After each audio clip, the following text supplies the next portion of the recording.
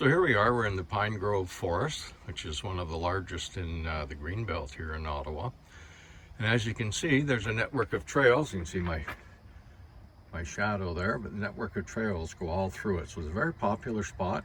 Just off of here, you've got a heavy suburban area, big subdivisions going in, very popular ones, but we still have this trail area.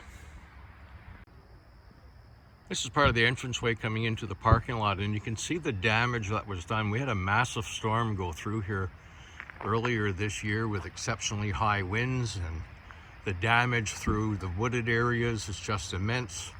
Some of the farming areas, entire barns came down, but it's a beautiful spot, and this is a relatively rare one as well. It's only been activated 6 times. This is one of the trails that leads in, and as you can see, it's a beautiful spot.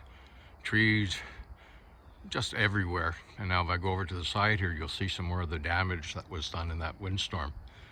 Parts of the city of Ottawa were without power for a good 10 days.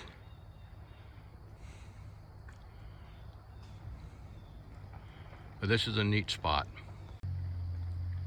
And another quick shot of some of the damage that was done in that storm. It's too bad. It's a beautiful area, and all around here it's all woods. Ottawa was built with an area we call the Greenbelt, which sort of surrounds the city. So you have the older section of the city, and then there's a gap of woods, forests, farmland, until you hit the suburbs, which is really a collection almost of small towns as you go out of the city. So here we are. We've got the mobile set up. We have a 20-meter hamstick, MFJ hamstick up on the roof. The radio here, the ICOM 7300's in the front. You'll see that in a minute. And we've got one of the Brute Markham batteries. So this has become over time pretty much my regular setup when I do it as a mobile. It takes very little time to set up. You can be on the air in probably 10 to 15 minutes max, depending on how slow you are, but usually around 10-15 minutes. Takes about the same amount of time to take it down afterwards, so you can get a fair amount of operating time in. And I like to use these when I don't have a lot of time, so that's another issue. Now, where I am today, you've seen the intro. Pine Grove Forest. It's a very, very large forest across the southern part of Ottawa. I suspect a lot of people don't even know it's here. I mean, if you're an outdoor enthusiast, a hiker, that type of thing, yes, you certainly will. There's beautiful trails all through here. And it's just one of those ones that's rarely activated. And I'm not sure why, because it's in a great location. Maybe I'll find out today. But this is Victor Echo 1579. Victor Echo 1579. It's only been activated 6 times, and that's it. So this will be time number 7.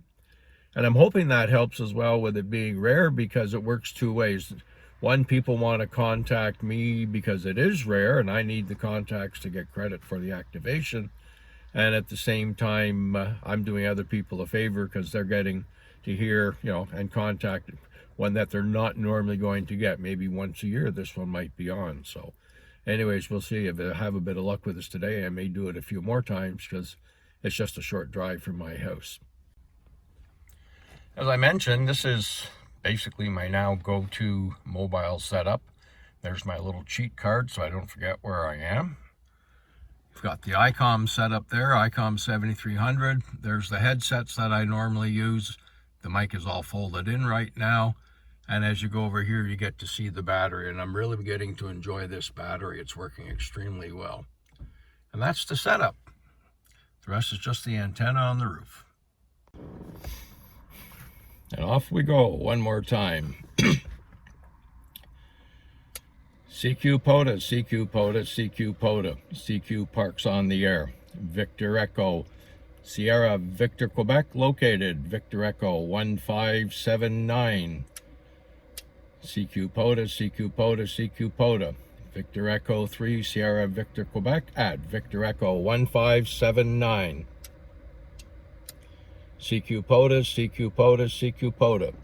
Victor Echo 3, Sierra Victor Quebec at Victor Echo 1579, standing by. Well, I'm going to call it quits at this point. We have 12 contacts. We need 10, so I think that's it. It's good enough. The park counts as an activation. Conditions were tough today, very, very tough to pull people out. I could very often hear people way off in the distance, but just not enough to pull them out. And of course, the same with them hearing me. Got a lot of radio signal reports of like 5.3, 5.2, which is not good. You're usually looking for 5.9. So just very, very tough conditions. I stayed on the 20-meter band pretty much the whole time. Got the 12 contacts within an hour, which is actually, reasonably quick. Sometimes it takes 2 or 3 hours. Went on the 40-meter band for a bit, and there was just nothing. But wasn't picking anything up at all. So this tends to be one of my favorite parts of the video. Number one, would I go back there? Definitely, without a doubt. It's a good spot. It's actually quite relaxing when you're surrounded by all the trees. And I guess the biggest lesson learned is when you remember what you're supposed to and you learn from previous mistakes, things can go quite smoothly. So this time, lesson learned, I've used a checklist. I have 2 checklists, one for mobile and one for when I'm using the mast. So went perfectly fine. Nothing was forgotten. Everything was there. I knew where everything was. It was all in place. Setup was a breeze. Takedown was a breeze. So that's an important lesson learned. The other issue that I've got to deal with is the SWR on, certainly on 20 meters, 40, maybe a little bit less. So I've got to play with that a little bit and get the SWR down. It was okay. And the 7300 has a tuner, which makes a bit of a difference too, but I need to spend some time working on it. So those are the 2 biggest ones. Everything else, like I said, went well. The checklist came in handy. I even remembered to bring an iPad this time so I could spot myself a lot easier than I would using my cell phone. Had water, everything I needed, plenty of paper and so on. So I made 12 contacts in almost exactly an hour. In the last few activations, it's taken me probably 2.5, even 3 hours to do that. So it wasn't bad. Just conditions were not very good today. So there you go. Lessons learned. The equipment list will follow. Thanks for watching. Have a great day.